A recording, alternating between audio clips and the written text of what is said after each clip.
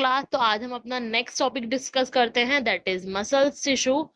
तो इस टॉपिक के फर्स्ट पैराग्राफ की लाइन है कि each muscles made up of the long cylindrical muscle fibre that is arrange in a parallel way. तो ये जो लाइन लिखी हुई है जनरल वे में लिखी हुई है, बिकॉज जो स्मूथ मसल्स होती हैं उनकी जो फाइबर होते हैं वो टेपरिंग एंड रखते हैं। तो इसे हम फर्दर आगे डिस्कस करेंगे, इस बात का आप ध्यान रखिएगा। तो मसल्स की कुछ स्पेशल प्रॉपर्टीज होती हैं, बेसिकली 4 स्पेशल प्रॉपर्टीज होती हैं। First is excitability, second is contractility, third is extensibility and last one is elasticity. तो ये 4 प्रॉपर्टी जो है मसल शो करते हैं। ओके, अगर हम किसी मसल्स को स्टिमुलस दे दें तो वो कॉन्ट्रैक्टाइल और इलोंगेट करेगा। ओके, जब उसे स्टिमुलस मिलेगा तो कॉन्ट्रैक्टाइल करेगा और रिलैक्स होने पे वो इलोंगेट करेगा। अब हम आगे पढ़ते हैं कि मसल्स को जो है उनके लोकेशन के बेस पे, उनके अपीयरेंस के बेस पे और नेचर ऑफ रेगुलेशन ये आइदर वॉलेंट्री है कि इनवॉलेंट्री है, इसके बेसिस पे 3 टाइप में डिवाइड करा हुआ है। First is skeletal muscles, second is smooth muscles and last one is cardiac muscle. Skeletal muscles की बात करें तो इसके जो फाइबर होते हैं वो लॉन्ग होते हैं, सिलेंड्रिकल होते हैं। ओके, जो स्केलेटल मसल जो होती है वो सिंसाइशियम शो करती हैं, मतलब ये जो होती है मल्टी न्यूक्लिएटेड होती है। मल्टी न्यूक्लिएटेड होती है ये, जो इसका जो मसल फाइबर जो होता है, इसकी जो सेल होती है वो मल्टी न्यूक्लिएटेड होती है। और जो न्यूक्लियस होता है वो पेरिफेरल अरेंज होता है, मतलब बिल्कुल साइड में अरेंज होता है इसकी मेम्ब्रेन पे। ओके, आगे डिस्कस करते हैं। इसमें स्टाइलेशन शो होते हैं, यानी इसके अंदर जो होती हैं डार्क और लाइट बैंड की अरेंजमेंट शो होती है।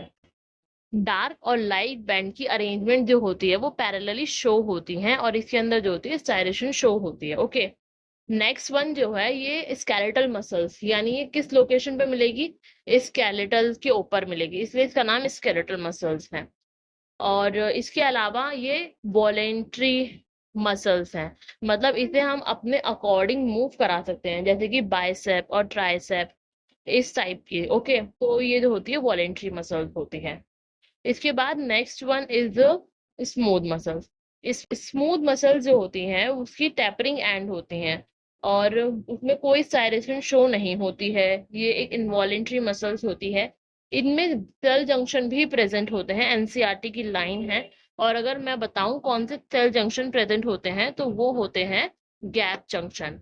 कौन से सेल जंक्शन प्रेजेंट होते हैं, गैप जंक्शन प्रेजेंट होते हैं, जो कि एनसीईआरटी में लिखा हुआ है कि cell junction hold them together. ठीक है, और and they are bundle together in a connective tissue sheet, और ये जो होते हैं बंडल एक साथ होते हैं एक कनेक्टिव टिश्यू की शीट पे। इसी तरीके से स्केलेटल मसल में कनेक्टिव टिश्यू होती है, उसे फेशिया बोलते हैं। स्मूथ मसल्स पे वापस आते हैं, तो ये कहाँ कहाँ मिलती है, ये इंटरनल ऑर्गन में मिलती है। ठीक है, इसके अलावा जो हमारी आर्टरी और वेन होती हैं उनमें भी हमें स्मूथ मसल्स मिलती हैं। और ये जो होती है इनवॉलेंट्री होती है, मतलब ये से हम खुद कंट्रोल नहीं कर सकते हैं। इसके बाद हम बात करते हैं आगे कार्डियक मसल्स के बारे में। जो कार्डियक मसल्स जो होती हैं वो भी लॉन्ग होती हैं, सिलेंड्रिकल होती हैं, ये ब्रांच्ड होती हैं। बाकी जो दो थी स्केलेटल मसल और स्मूथ मसल, वो दोनों अनब्रांच्ड हैं।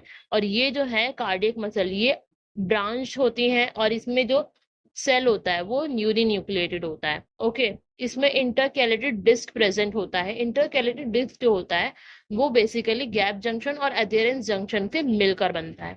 ओके, और ये जंक्शन इस तरीके से प्रेजेंट होता है कि अगर एक सेल के पास स्टिमुलस पहुंचा तो वो पूरे हार्ट के पास पहुंच जाएगा। तो वो स्टिमुलस पूरे हार्ट के पास पहुंच जाएगा और जिसकी वजह से पूरे हार्ट जो है वो हमारा एक साथ जो है वो कॉन्ट्रैक्टाइल कॉन्ट्रैक्शन करेगा या फिर रिलैक्सेशन करेगा, ऐसे काम करते हैं।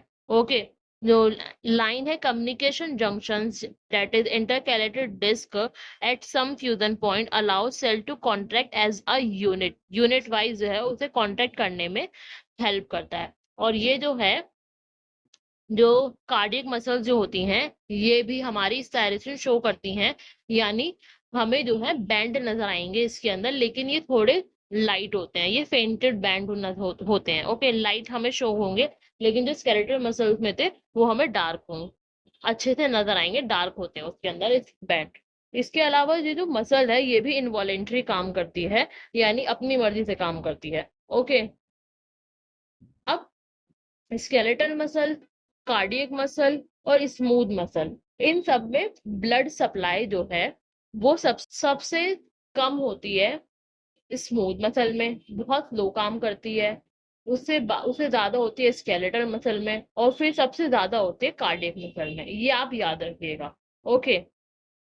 अब हम अपने नेक्स्ट टॉपिक पे आते हैं, that is neural tissue. Muscles tissue के बारे में सिर्फ इतना ही दिया हुआ था एनसीईआरटी में। न्यूरल टिश्यू के बारे में भी ज्यादा नहीं दे रखा, उसमें भी सिर्फ ये दे रखा है कि हमारा न्यूरल टिश्यू जो है, जो न्यूरॉन जो होता है वो फंक्शनल और स्ट्रक्चरल यूनिट होती है नर्वस सिस्टम की। इसके अलावा जो नर्वस टिश्यू जो है, इसके अंदर दो पार्ट आते हैं, एक तो न्यूरॉन होता है और बाकी न्यूरोगीलियल सेल होते हैं। जो न्यूरोगीलियल सेल जो होते हैं वो more than 50% by volume present होते हैं। यानी न्यूरॉन जो होते हैं वो कम होते हैं और न्यूरोग्लियल सेल जो होते हैं वो ज्यादा होते हैं। अब मैं आपको बता दूं, न्यूरोग्लियल सेल में दो सेल आते हैं, एक श्वान सेल होते हैं और एक ओलिगोडेंड्रोसाइट सेल होते हैं। ओके।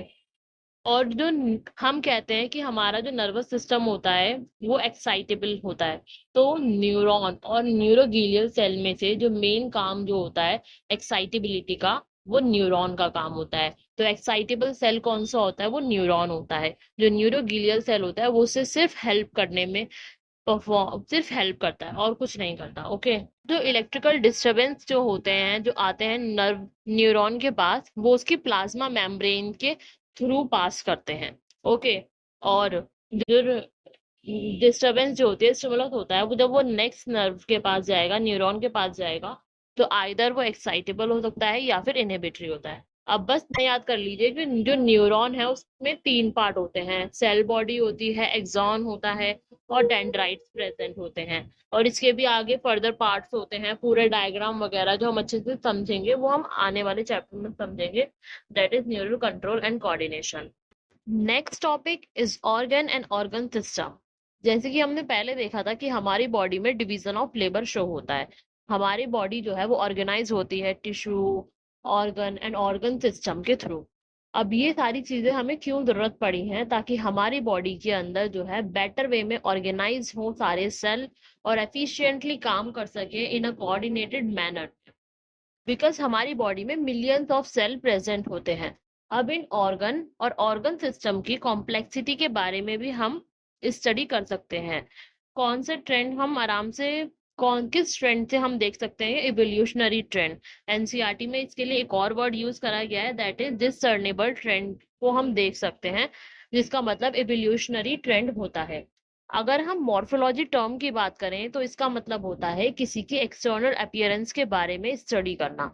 और अगर यही हम एक्सटर्नल अपीयरेंस के बारे में बात करें, इंटरनल ऑर्गन या हमारे बॉडी पार्ट के बारे में, तो उसे हम एनाटॉमी बोलते हैं। तो हमारा ये चैप्टर कंप्लीट हो चुका है। फ्रॉग एंड कॉकरोच के बारे में हम बाद में पढ़ेंगे, अभी हमने ये चैप्टर यहाँ पे कंप्लीट कर दिया है।